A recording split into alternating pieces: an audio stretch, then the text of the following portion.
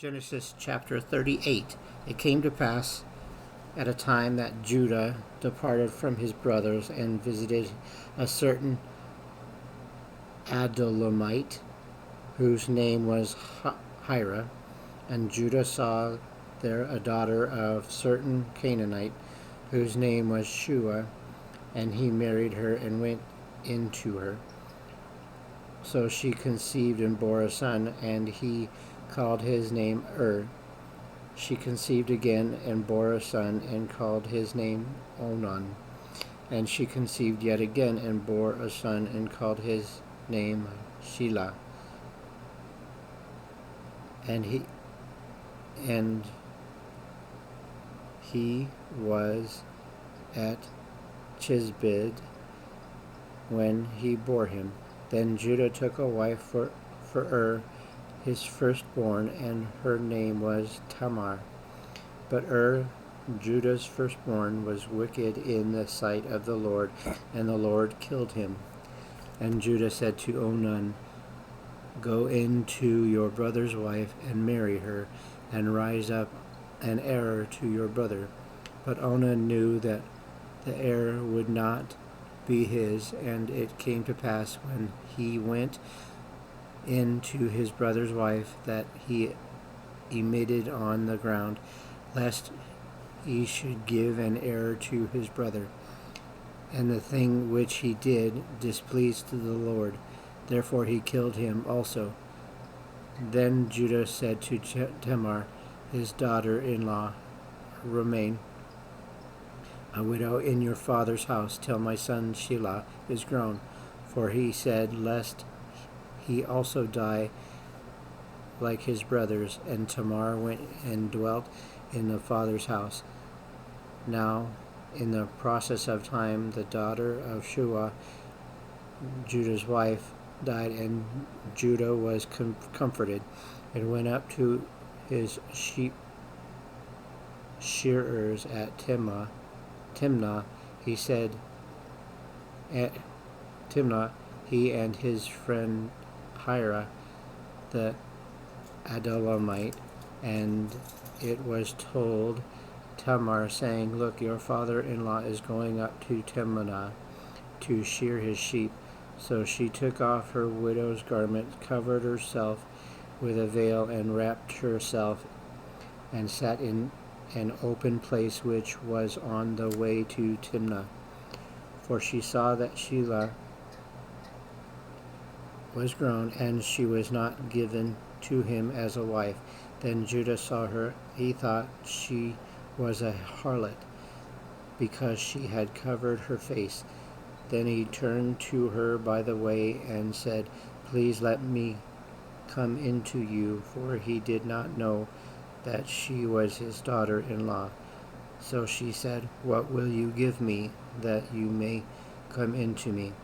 And he said, "I will send a young goat from the flock." So she said, "Will you give me a pledge till you send it?"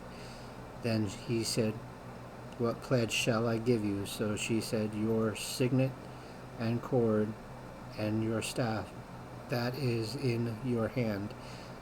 Then he gave them to her and went into her, and she conceived by him. So she arose and went away, and laid aside her veil, and put on the garments of her widowhood. And Judah sent the young goat by the hand of the friend, the Adullamite, to receive his pledge from the woman's hand. But he did not find her. Then he asked the man of that place, saying, "Where is the harlot who was openly by the roadside?" And he said, "There was no harlot in this place." So he returned to Judah and said, "I cannot find her." Also the men of the place said, "There was no harlot in this place." Then Judah said, "Let her take them for herself, lest we be shamed, for I sent this young goat, and you have not found her." And it came to pass about 3 months after that Judah was told, saying, Tamar, your daughter-in-law, has played the harlot. Furthermore, she is with child by harlotry. So Judah said, Bring her out and let her be burned. When she was brought out, she sent to her father-in-law, saying, By the man to whom these belong, I am with child. And she said, Please determine whose these are, and the signet and the cord and staff. So Judah acknowledged them and said, She has been more righteous than I, because I did not give her to Shelah, my son, and he never knew her again.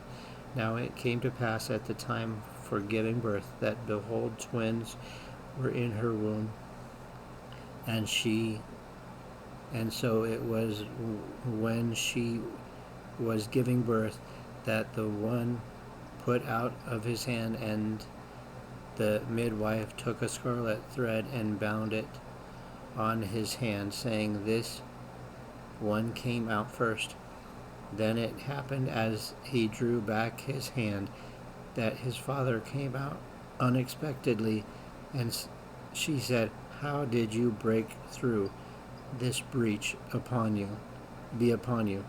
Therefore his name was called Perez. Afterwards his brother came out, who had the scarlet thread on his hand, and his name was called Zara. Genesis chapter 39. Now Joseph had been taken down to Egypt, and Potiphar, an officer of Pharaoh, captain of the guard, an Egyptian, brought him from the Ishmaelites who had taken him down there.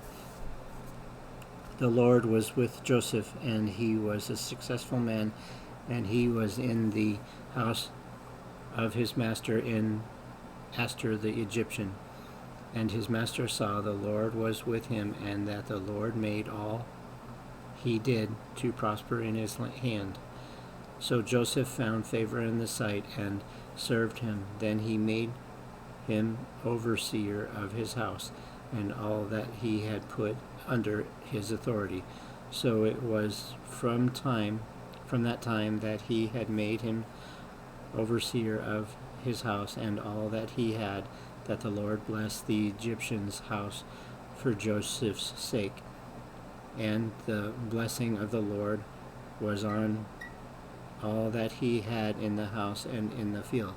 Thus he left all that he had in Joseph's hand, and he did not know what he had except for the bread which he ate.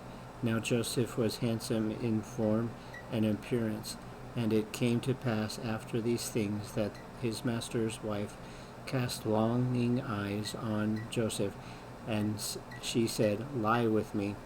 But he refused and said to his master's wife, Look, my master does not know what is with me in the house, and he has committed all that he has to my hand. There is no one greater in this house than I, nor has he kept back anything from me. But you, because you are his wife, how then can I do this great wickedness and sin against God? So it was as she spoke to Joseph day by day, that he did not heed her to lie and with her or to be with her. But it happened about this time when Joseph went into the house to do the work, and none of the men of the house was inside, that she got him by the garment, saying, Lie with me. But he left his garment in her hand, and fled and ran outside. And so it was, when she saw that he had left his garment in her hand and fled outside, that she called to the men of her house, and spoke to them, saying, See, he has brought me into us a Hebrew to mock us. He came in to me to lie with me, and I cried out with a loud voice.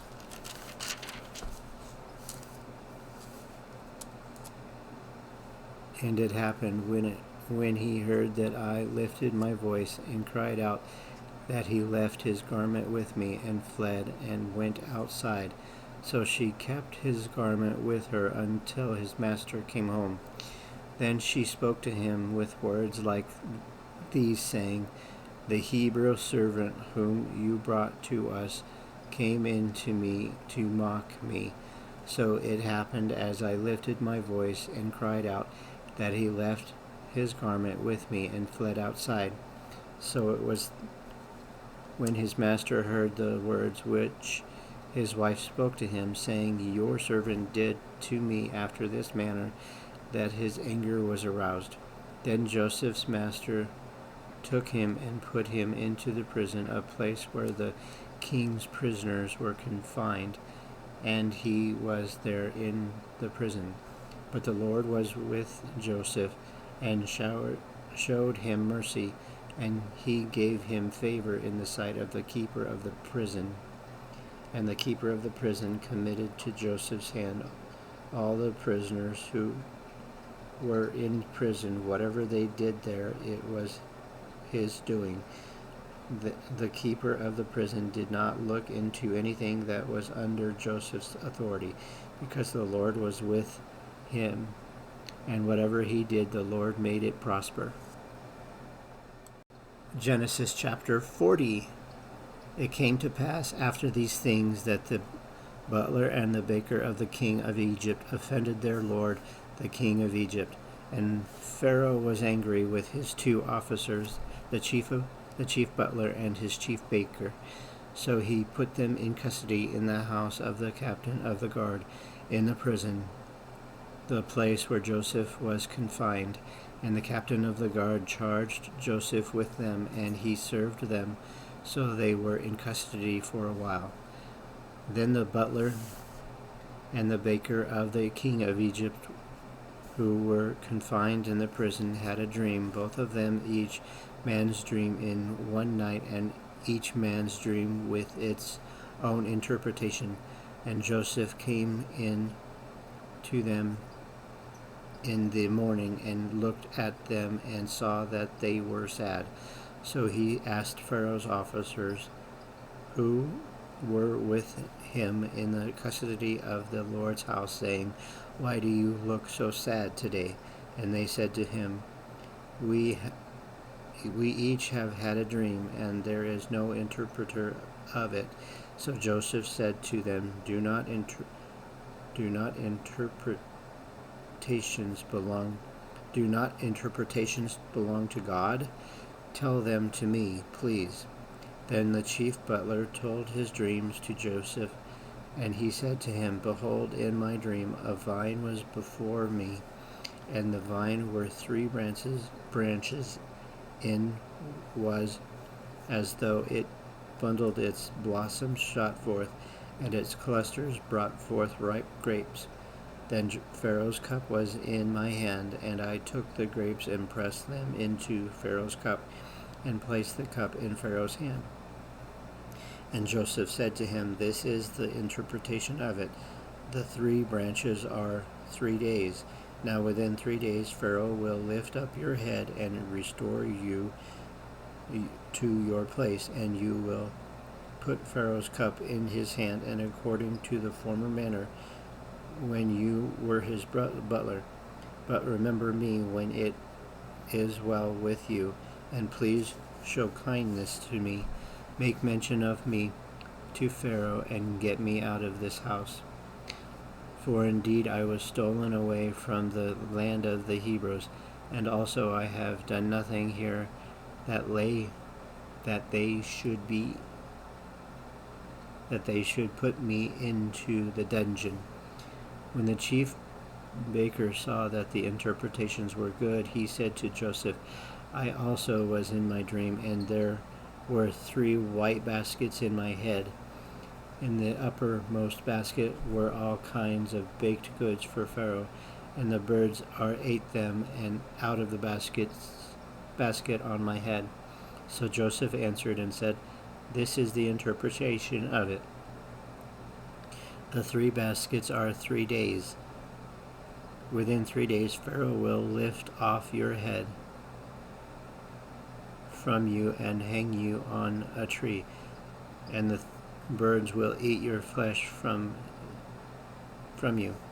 Now it came to pass on the 3rd day, which was Pharaoh's birthday, that he had made a feast for all the servants, and he had lifted up the head of the chief's butler and of the chief's baker among his servants.